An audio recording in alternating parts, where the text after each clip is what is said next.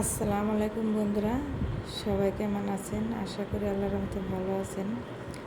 বন্ধুরা, আজকে গ্রামীণ স্টাইলের গ্রামে যেরকম করে বিয়ে বাড়িতে বুটের ডাল রান্না করে গরুর মাংস আবার গরুর চর্বি দিয়ে সেভাবে আজকে আপনাদেরকে রান্না করে দেখাবো। আশা করি সম্পূর্ণ ভিডিও দেখবেন, দেখলে অবশ্যই আপনাদের ভালো লাগবে। এ পর্যায়ে বন্ধুরা, আমি এই যে মাংসটা আর গরুর যে চর্বি তেলটা আছে ওটা আমি ভিজিয়ে রেখে দিব। এ পর্যায়ে ভিজিয়ে রেখে দিয়ে সুন্দর করে আমি ডাউলটা ধুয়ে নিব। এই ডাউলটা আমি বুটের ডাউল 2 ঘন্টা ভিজিয়ে রেখেছিলাম। এটা আমি সুন্দর করে ভালো করে প্রসেসিং করে ধুয়ে নিব, জানি ডাউলের গায়ে আসতে একটা গন্ধ ওটা না থাকে। সুন্দর করে ভালো করে চকচক করে ধুয়ে নিয়ে চুলায় বসিয়ে দিয়ে এ পর্যন্ত আমি দেখবো অন্য কাজ করব। আপনাদের ভাইয়া বাজারে গেছিল, সে বাজার থেকে কী কিনেছে সেটা আপনাকে দেখাবো। বাজার আছে, তারপর হালকা কিছু বাজার করেছি। এখানে যে একদম কচি পুঁই শাক আছে, শাকটা ভাজি করবো। আর এখানে আছে ভেন্ডি আছে, চাল কুমড়া আনছে, একটা মুরগি গরুর মাংস আছে, তারপরে মুরগি খাইতে মন চাইছে তো একটা মুরগি আনছে। এখানে বন্ধুরা আমি সুন্দর করে গরুর মাংসটা যে চর্বি মাংস সুন্দর করে এখানে যে ধুয়ে নিয়েছি। দেখেন চর্বি মাংস দুটা মিক্স আছে, শুধু চর্বি ভালো না শুধু মাংস ভালো না। দেখেন শাকটা আমি সুন্দর করে কেটে কুটে নিয়েছি, এখানে কাঁচামরিচ পেঁয়াজ সুন্দর করে কেটে কুটে নিয়েছি। এ পর্যন্ত দেখি আমার ডাউলটা সিদ্ধ হয়েছে কিনা। যে বন্ধুরা, ডাউলটা আমার সিদ্ধ হয়ে গেছে। এখন আমি রান্না করতে চলে যাব। দিয়ে দেবো প্যানের মধ্যে তেল, 1 কাপ পরিমাণ তেল দিয়ে দেবো, 1 কাপ পরিমাণ পেঁয়াজ দিয়ে দেবো। পেঁয়াজ কুচি করে নিয়েছি, সুন্দর করে ভালো করে এটা নেড়ে চেড়ে নিয়ে দিয়ে দেবো আমি বন্ধুরা দারচিনি, এলাচ, শাহি জিরা দিয়ে তেজপাতা দিয়ে সুন্দর করে আবারও ভালো করে নেড়ে চেড়ে নেব, যে পর্যন্ত পেঁয়াজের কালারটা চেঞ্জ না হয়। যখন দেখবো যে পেঁয়াজের কালারটা চেঞ্জ হয়ে গেছে, একটু বাদামি কালার হয়েছে, তখন বুঝে নিব যে পেঁয়াজটা ভাজা হয়ে গেছে। সুন্দর করে ভালো করে আলতো হাতে নেড়ে চেড়ে দিব, যেন নিচে লেগে না যায়। এই যে বন্ধুরা, আমার পেঁয়াজ ভাজাটা প্রায় হয়ে গেছে। এখন আমি দিয়ে দিব আদা বাটা, রসুন বাটা, পেঁয়াজ বাটা, কাঁচামরিচ বাটা দিয়ে সুন্দর করে ভালো করে নেড়ে চেড়ে দিব, জানি পেঁয়াজ রসুনের কাঁচা গন্ধটা চলে যায়।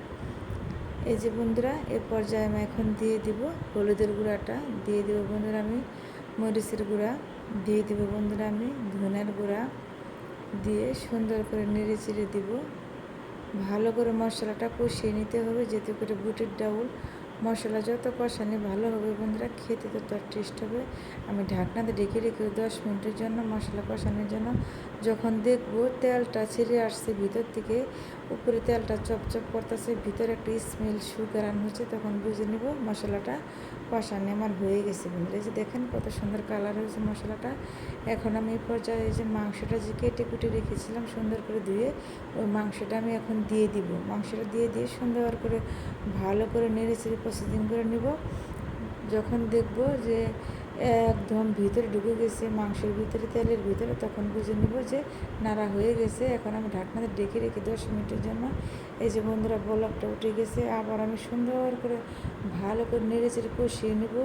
মাংস তেল চর্বি সম্পূর্ণ যেন ভিতরে ঢুকে মশলা যেন কষানি ভালো হয়। যত আপনি মাংস কষাবেন রান্নার খেতে তত টেস্ট হবে। দেখেন গ্রেভিটা ঘন হয়ে গেছে, ভিতর থেকে একটা সুন্দর একটা স্মেল গ্রান আসতেছে।